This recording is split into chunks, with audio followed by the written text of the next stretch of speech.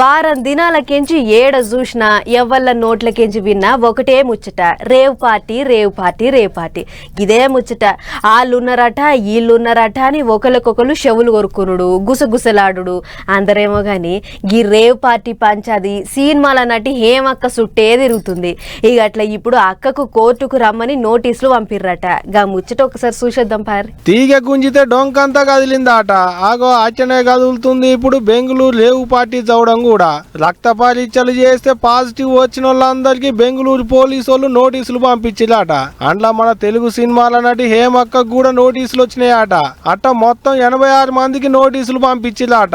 వాళ్ళంతా వచ్చే సోమవారం అంటే ఈ నెల 27వ తారీఖు నాడు బెంగళూరు పోలీసు వాళ్ళ విచారణకు హాజరు కావాలన్నట.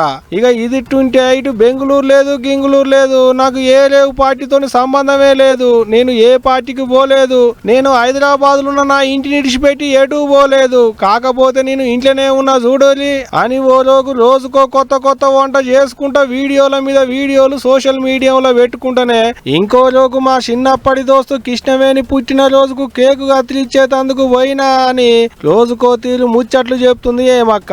ఇగో ఇట్ట ఉన్నదని బెంగళూరు పోలీసు వాళ్ళు లేనని హేమక్క, అవునని వాళ్ళు కాదని ఈమె.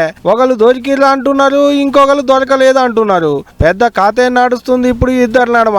ఇక ఇది ఉంటే ఇవన్నీ చెప్పొద్దు, సోమవారం నాడు రావాల్సిందే అని బెంగళూరు పోలీసు వాళ్ళు నోటీసులు పంపించారు. ఇక ఈ రేవు పార్టీ పంచాయతీ సల్లగుండా ఎట్టయిద్దో ఏమైద్దో గాని బెంగళూరు పోలీసు వాళ్ళను 30 తిప్పల పెట్టి 33 షర్ల నీళ్లు దాపిస్తుంది ఈ పంచాయతీ. మరి చూడాలే పోలీసు వాళ్ళు పంపించిన నోటీసులు తీసుకొని విచారణకు బెంగళూరుకు పోతుందా, లేకుంటే నేనేడికి పోతా అని మంకు పట్టుకొని అట్టనే ఇంట్లోనే ఉంటదా. ఒకవేళ పోతే పోలీసు వాళ్ళు అడిగే ప్రశ్నలకు ఎటువంటి సమాధానాలు చెప్తుంది ఏంది అనేది